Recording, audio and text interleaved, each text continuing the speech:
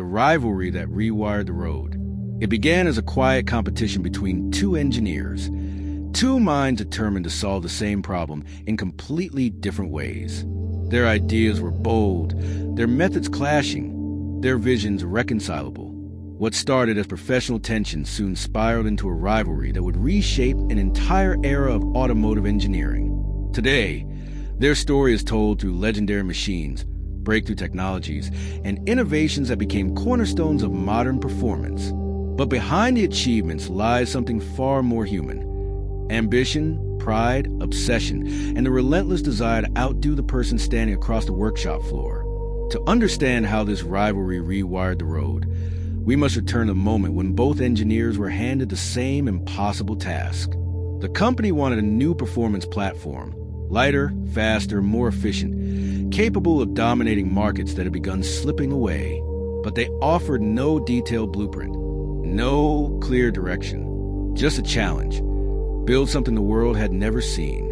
One engineer believed in precision. He trusted meticulous calculations and incremental refinement. Every contour, every bolt, every airflow pattern had to earn its place.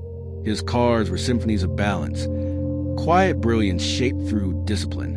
The other engineer believed in raw innovation. He embraced risk. He pushed boundaries with experimentation others considered reckless. His machines defied conventions, sometimes failing spectacularly, sometimes revealing breakthroughs no one else had the courage to attempt. At first, they tolerated each other's approach, but pressure mounted, deadlines tightened, executives compared their results, fueling an unspoken battle that ignited both their brilliance and their resentment. Their early prototypes reflected this divergence. One car glided through corners with surgical precision. The other attacked them with explosive force. One delivered efficiency through harmony. The other delivered performance through aggression. Each engineer believed his path was the future. The workshops became battlegrounds of silent conflict, midnight tuning sessions, competing test runs, whispered conversations among team members choosing sides. But beneath the rivalry lay an unseen truth. The pressure to win was shaping both machines into something extraordinary.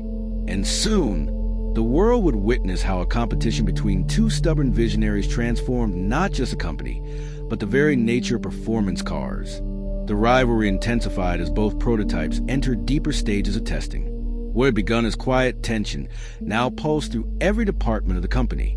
Engineers whispered comparisons. Test drivers traded stories of each machine's temperament.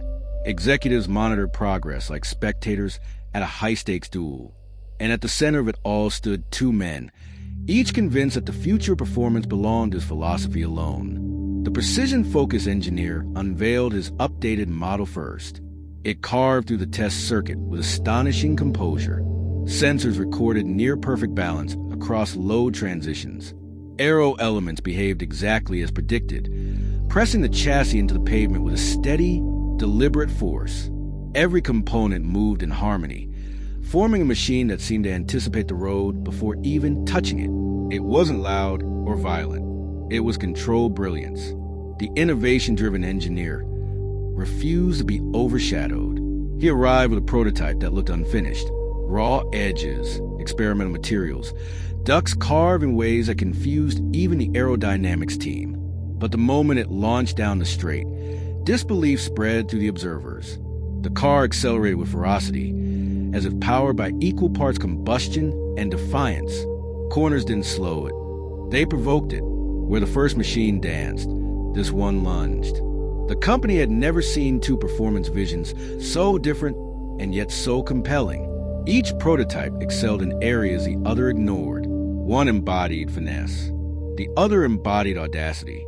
And the rivalry that divided the engineers now began dividing leadership itself. Meetings grew heated. Stability or spectacle, precision or power, a car built to master the road or a car built to conquer it. Departments campaigned for their preferred design, each insisting there's a define the company's revival. But no matter how passionately they argued, the truth remained. Neither engineer could produce a machine that captured everything the market demanded. Each possessed half the answer. Neither would admit it. The tension reached a peak during a joint evaluation. where both prototypes were tested under identical conditions. The precision car outperformed in endurance and consistency. The innovation car shattered acceleration records and delivered handling that bordered on supernatural when conditions were perfect. But when conditions were perfect became the key phrase. Its unpredictability worried safety teams, and executives hesitated to support something that seemed as dangerous as it was brilliant. Yet discarding it wasn't an option either. The raw innovation displayed potential that couldn't be ignored. Test drivers described moments when the machine felt alive, terrifying but alive, unlocking sensations no standardized design could replicate. It hinted at performance the precision-focused engineer's car simply couldn't reach. With each test, the rivalry tightened like a coil. The engineers stopped speaking except through their machines. They worked longer hours, pushing their teams to exhaustion. They analyzed each other's data, as if searching for weaknesses in armor. Their competition was reshaping them, sharpening their ideas, exposing their pride. But what no one yet realized was that the rivalry wasn't merely shaping the prototypes. It was reshaping the company's destiny. Every breakthrough came with a shadow. Every improvement came with new tension. And the further the engineers pushed, the clearer it became that the path forward was approaching a breaking point. The company couldn't choose between them without sacrificing half of its future. And as the prototypes neared their final evaluations, one truth echoed across the workshops. Only one machine could win, but both were needed to survive. The collision between those two realities was coming, and it would force a decision that neither engineer was prepared to face. The breaking point arrived not on the track, but in a conference room thick with frustration. Executives demanded a final recommendation. The market was shifting fast, resources were thinning, and the company could not afford two competing performance programs. They wanted certainty. They wanted alignment. But the rivalry had created anything but. The precision-focused engineer argued first. He presented charts, simulations, and reliability curves that demonstrated his machine's consistency. He spoke of customer trust, brand reputation, and the stability needed to rebuild the company's identity. His voice was measured, but the conviction beneath it was unmistakable. To him, performance meant control. It meant mastering the road, not challenging it. The innovation-driven engineer responded with fire. He showed acceleration tests that shattered internal records, cornering data that defied traditional limits, aerodynamic visualizations that looked more like art than science. His machine wasn't predictable because it wasn't meant to be. It was meant to inspire, to shock the world into remembering what ambition looked like. To him, performance meant daring to chase the extraordinary. The board couldn't choose. Each machine possessed a brilliance the other lacked. Each engineer defended his vision with equal parts passion and pride. And beneath their arguments ran a deeper truth. This rivalry had grown personal. It was no longer about cars. It was about identity. As disagreements escalated, the engineering teams began to fracture. Some aligned themselves with precision, valuing the elegance of a machine that behaved exactly as mathematics dictated. Others sided with innovation, drawn to the thrill of breaking rules and discovering new boundaries. Hallways that once echoed with collaboration now carried whispers, rumors, and quiet resentment.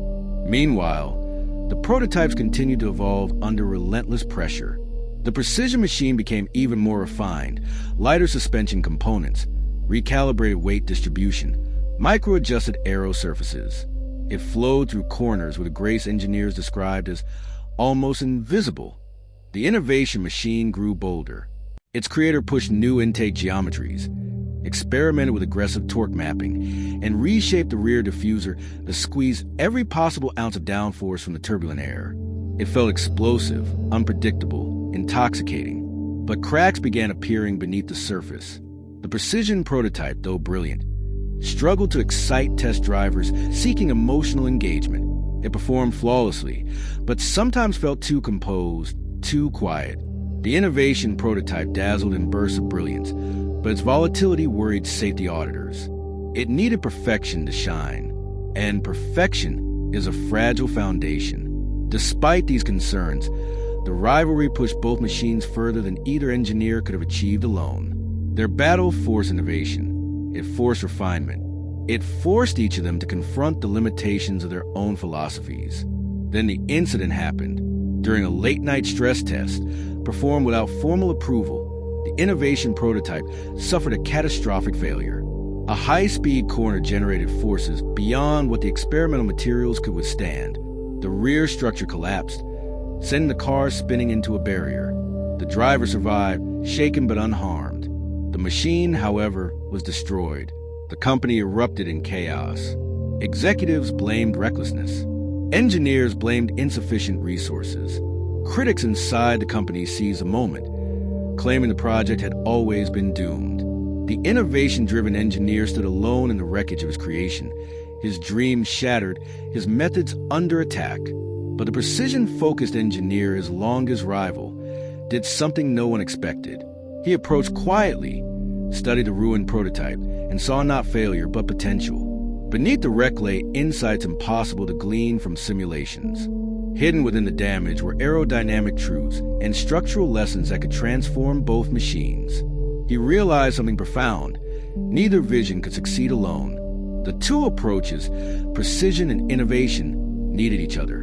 It was a realization powerful enough to reshape everything. But whether the engineers could set aside their rivalry long enough to act on it was a different question. And as the company braced for its final decision, the future of both machines and the future of performance itself hung in the balance. The aftermath of the crash settled over the company like a heavy fog. Executives circled the wreckage with grim expressions, some ready to end the innovation program entirely. The board convened an emergency review. Rumors spread through the halls.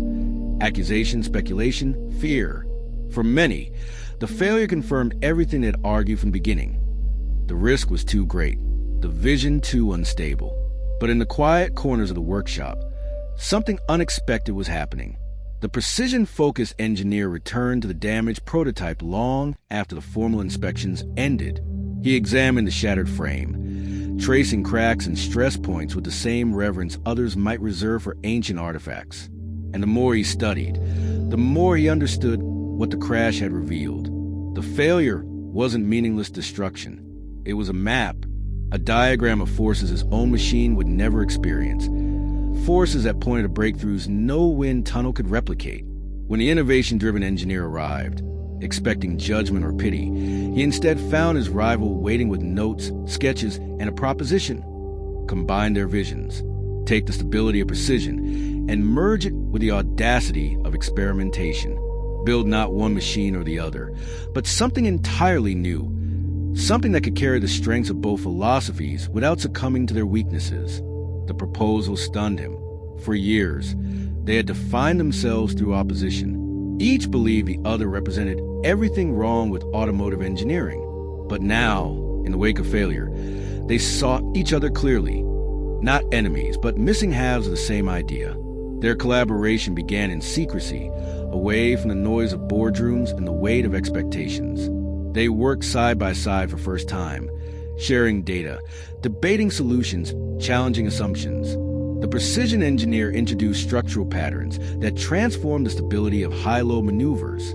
The innovation engineer contributed airflow geometries that unlocked levels of efficiency no conservative design would ever attempt. Their approaches clashed, interlocked, evolved. The result was a prototype unlike anything the company had ever imagined. Sleek yet grounded, aggressive yet composed. A machine that didn't bend toward one philosophy, but forged a new one, an equilibrium between discipline and daring. When it idled for the first time, the sound carried a strange harmony, as if the car itself understood the unity that birthed it. The executives were divided when the new prototype was unveiled. They feared another failure. They feared another risk. But the engineers insisted on a full evaluation. And so, under cold morning light, the machine rolled onto the test track, a symbol of cooperation nobody had believed possible. The first lap silenced every doubt. The car accelerated with the explosive energy once reserved for the innovation prototype, yet held the pavement with a grace the precision model could only approximate. Through corners, it carved lines so clean they seemed drawn with intention. On straights, it surged forward with confidence, not chaos. No vibration, no instability, no hesitation. It was as if the road itself had been rewritten. Telemetry confirmed what every silent spectator already felt. This was the future. The board approved production before the test session even ended. Departments rallied. Facilities retooled. A new era began unfolding. Not because one engineer had triumphed over the other, but because they had learned to build something neither could achieve alone. When the car reached the world, it became a revelation. Performance enthusiasts praised it for its boldness. Purists admired its balance. Competitors scrambled to understand how two opposing visions had fused into a single groundbreaking machine. And the engineers? They stood together, not as rivals, but as partners who discovered that the road forward was never meant to be walked alone. The rivalry had rewired more than the road. It had rewired the industry's understanding of innovation. It proved that progress doesn't come from choosing sides. It comes from the courage to combine them. Subscribe to join the journey.